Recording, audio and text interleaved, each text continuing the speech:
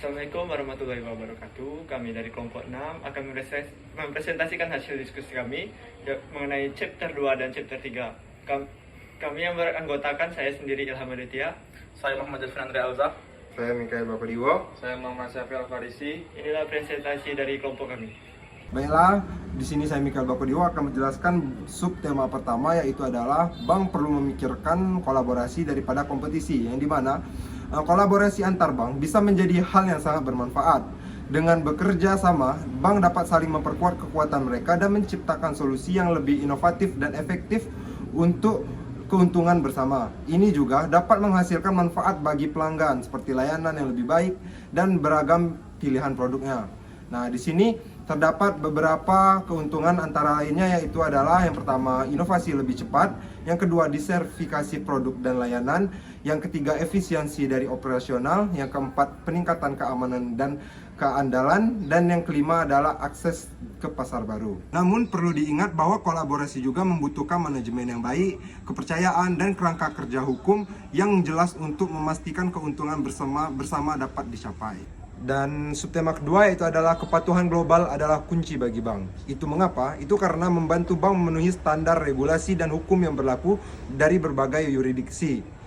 Ini penting untuk beberapa alasan. Yang pertama menghindari sanksi dan denda, yang dimana membangkang atau melanggar regulasi dapat mengakibatkan sanksi berat dan denda besar dari otoritas pengawas keuangan dan badan regulasi. Yang kedua yaitu adalah mempertahankan reputasi dan kepercayaannya. Kepatuhan membantu bank mempertahankan reputasi baik di mata pelanggan, pemegang saham, dan masyarakat umum.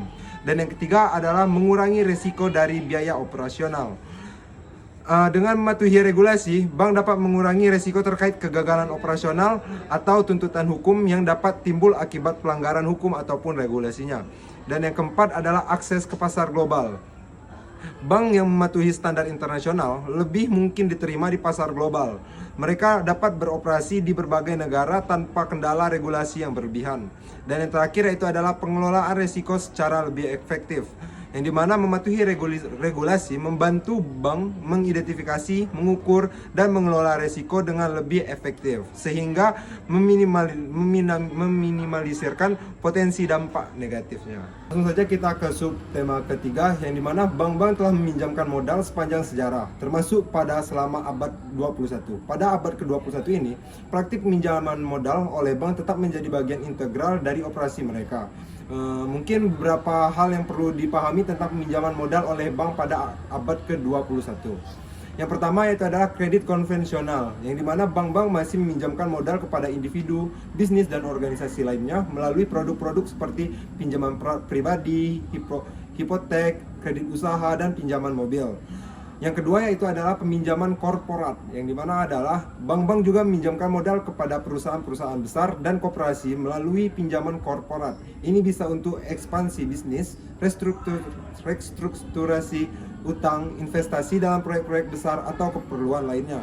Yang ketiga yaitu adalah pinjaman online. Pada abad ke-21, perkembangan teknologi telah memungkinkan munculnya platform pinjaman online atau peer-to-peer lending.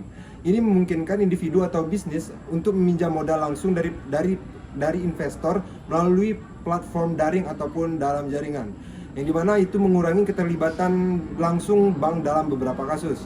Yang keempat yaitu adalah regulasi, yang dimana artinya bank-bank tunduk pada regulasi ketat yang berubah-ubah yang mempengaruhi cara mereka meminjamkan modal. Yang kelima ada juga kualifikasi peminjam.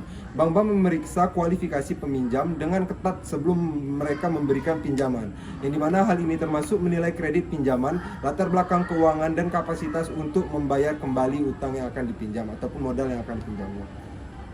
Baiklah, langsung saja masuk ke subtema 4, yang dimana inovasi besar berikutnya di vintage. Inovasi besar di industri vintage terus berkembang seiring dengan perkembangan teknologi dan perubahan kebutuhan dari konsumen.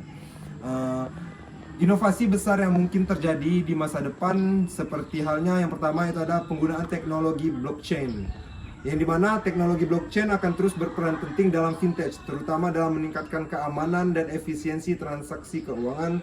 Penggunaan blockchain dapat dalam pembayaran internasional, identifikasi digital, dan tokenisasi aset mungkin akan berkembang lebih lanjut. Yang kedua yaitu adalah keamanan dan privasi dari data.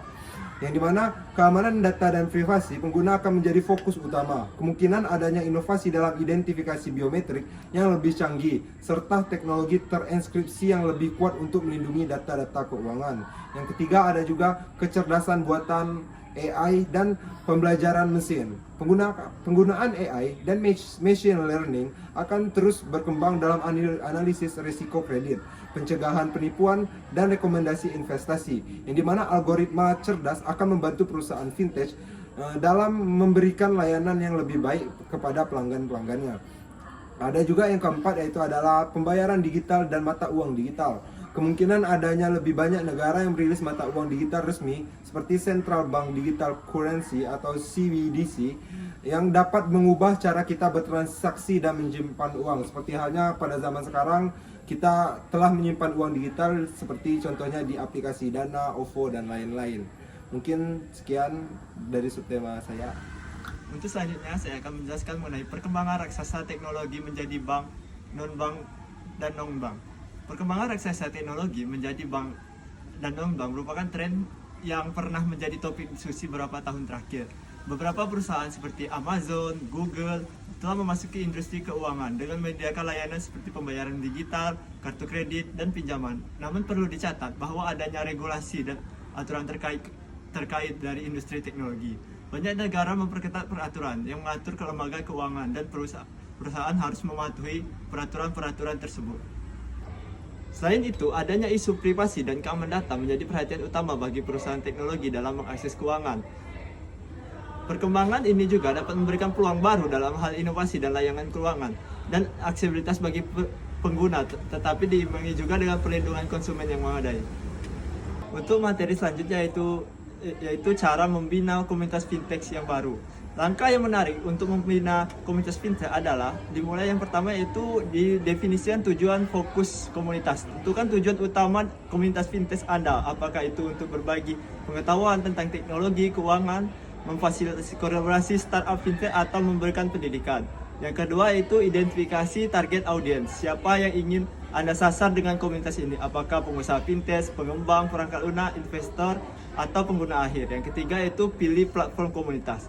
Pilih platform yang sesuai untuk komunitas kita. Ini berupa forum online, grup media sosial, situs web, dan atau aplikasi seluler. Yang selanjutnya itu buat konten yang berkualitas. Berikan konten yang relevan dan bermanfaat bagi anggota komunitas. Yang selanjutnya itu kolaborasi. Kolaborasi kita memberikan ruang anggota untuk berdiskusi, bertukar ide, dan berkolaborasi. Ini dapat menciptakan lingkungan yang dinamis dan membantu anggota merasa terlibat. Untuk materi selanjutnya itu mengenai pengalaman pengguna atau UX dalam fintech. Pengalaman pengguna atau user experience dalam fintech sangat penting untuk memastikan bahwa produk dan layanan teknologi tersebut mudah digunakan. Berikut beberapa aspek penting dalam fintech. Yang pertama itu harus sederhana dan jelas. Platform fintech harus memiliki antarmuka yang sederhana dan mudah dipahami. Yang kedua yaitu tentang masalah keamanan. Pengguna harus percaya bahwa aplikasi fintech mudah informasi keuangan mereka. Langkah-langkah keamanan yang ketat seperti autentifikasi 2 faktor seperti di Google itu. Untuk yang selanjutnya itu personalisasi. Aplikasi fintech harus memberikan pengalaman yang dipersonalisasi, menawarkan saran keuangan yang relevan pilihan investasi. Sekian dari materi saya. Baiklah, untuk materi selanjutnya adalah Vena sebagai pusat fintech nomor 1 dalam pembayaran seluler. Vena adalah salah satu kota yang memainkan peran penting dalam industri fintech, khususnya dalam pembayaran seluler. Beberapa alasan mengapa Vena dianggap sebagai pusat nomor 1 dalam pembayaran seluler, yaitu karena yang pertama, infrastruktur teknologi yang kuat. Seperti yang kita ketahui, Vena ini memiliki infrastruktur teknologi yang sangat baik, termasuk akses internet kualitas yang baik dan juga tinggi. Dan juga hal ini memungkinkan perusahaan untuk mengembangkan dan mengoperasikan layanan pembayaran seluler ini dengan lancar. Kemudian yang kedua, inovasi dan penelitian. Seperti yang kita ketahui, universitas dan institusi riset di Vienna ini telah aktif dalam penelitian dan pengembangan teknologi fintech, termasuk pembayaran seluler. Kemudian yang ketiga, keamanan data. Keamanan data adalah aspek kunci dalam pembayaran seluler.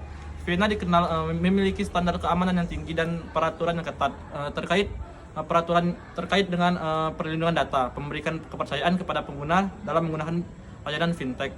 Kemudian semua faktor ini bersama-sama menjadikan Vena sebagai pusat fintech yang unggul dalam pembayaran seluler, memungkinkan inovasi terus berkembang dan memberikan manfaat bagi pengguna dan perusahaan di seluruh dunia.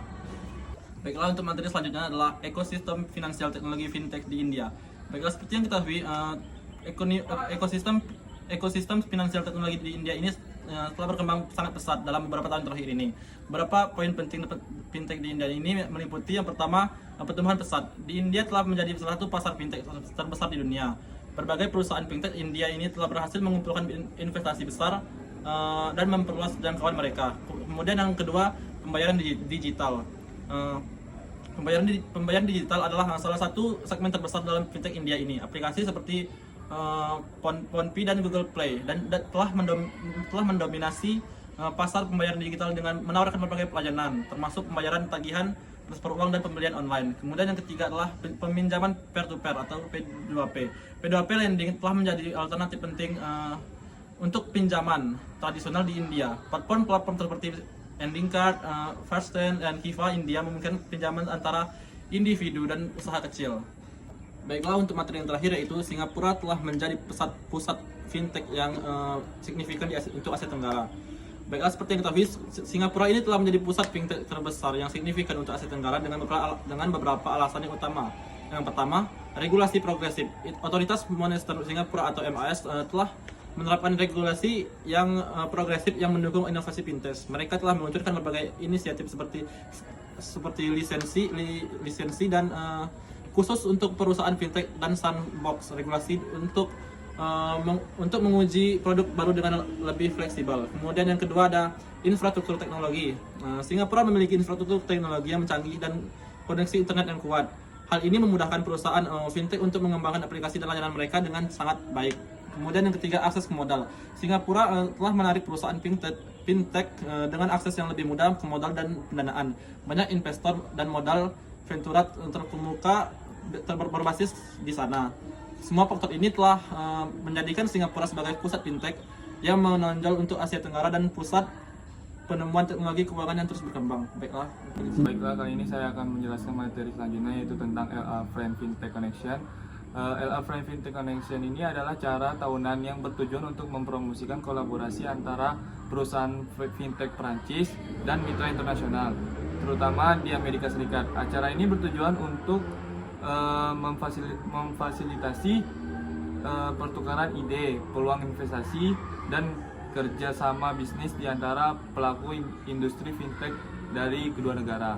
Biasanya acara ini melibatkan presentasi dari perusahaan fintech, sesi jaringan, dan diskusi panel dengan pemimpin industri. Tujuannya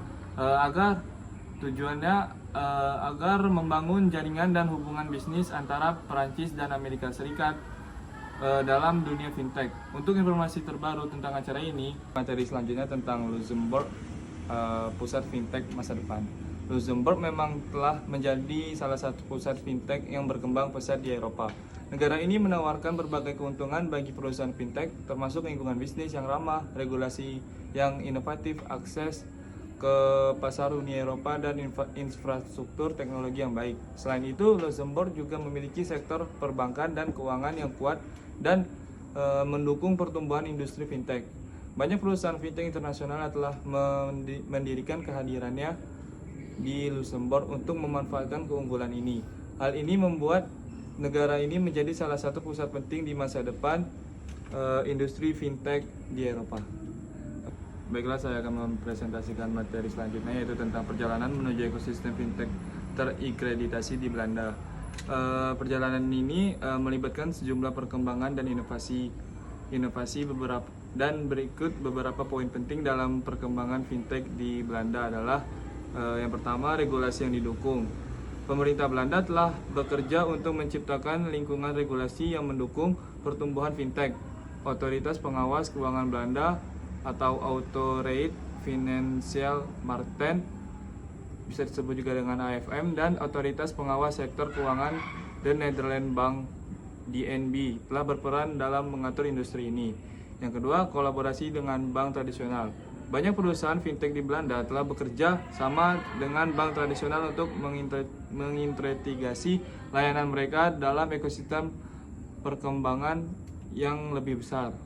Ini telah membantu dalam penyediaan layanan yang lebih komprehensif kepada pelanggan. Yang ketiga, inovasi pembayaran. Fintech di Belanda telah aktif dalam mengembangkan solusi pembayaran digital, termasuk aplikasi pembayaran mobile, pembayaran P2P, dan solusi pembayaran online. Dan yang keempat, ekspansi internasional. Beberapa perusahaan fintech Belanda telah melakukan ekspansi internasional, memperluas jangkauan layanan mereka ke pasar global. Berikut itu saja penjelasan dari saya.